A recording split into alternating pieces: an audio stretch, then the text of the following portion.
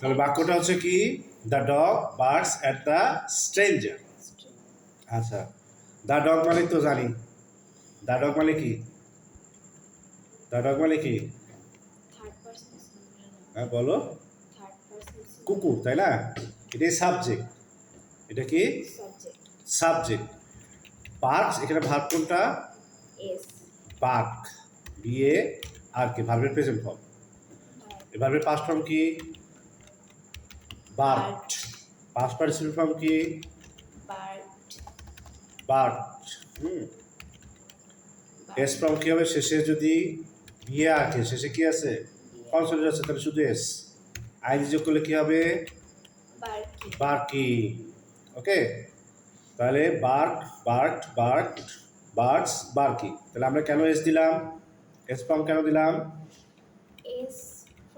এই ফর্মটা আমরা কেন দিলাম, কারণ এইখানে সাবজেক্ট যেটা আছে সেটা কি সিঙ্গুলার নাম্বার, আর যেহেতু সাবজেক্টের পরে ভার্বের প্রেজেন্ট ফর্মের সাথে এস যোগ আছে, তাহলে এটা কোন টেন্স, প্রেজেন্ট ইনডিফিনিটিভ।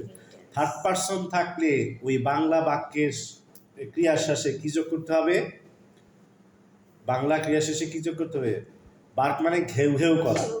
তাহলে থার্ড পারসন থাকলে একার অথবা অন্তস্থ যোগ করতে হয়, কি যোগ করতে হয়, তাহলে ঘেউ ঘেউ করার সাথে কি হবে, ঘেউ ঘেউ করে, ঘেউ ঘেউ।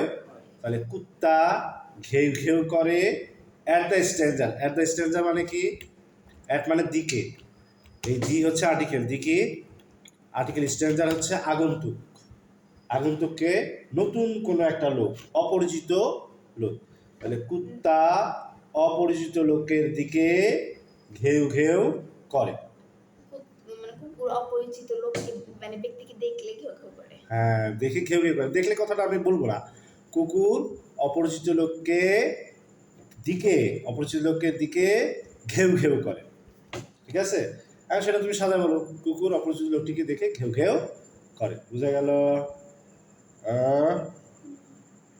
ক্লিয়ার?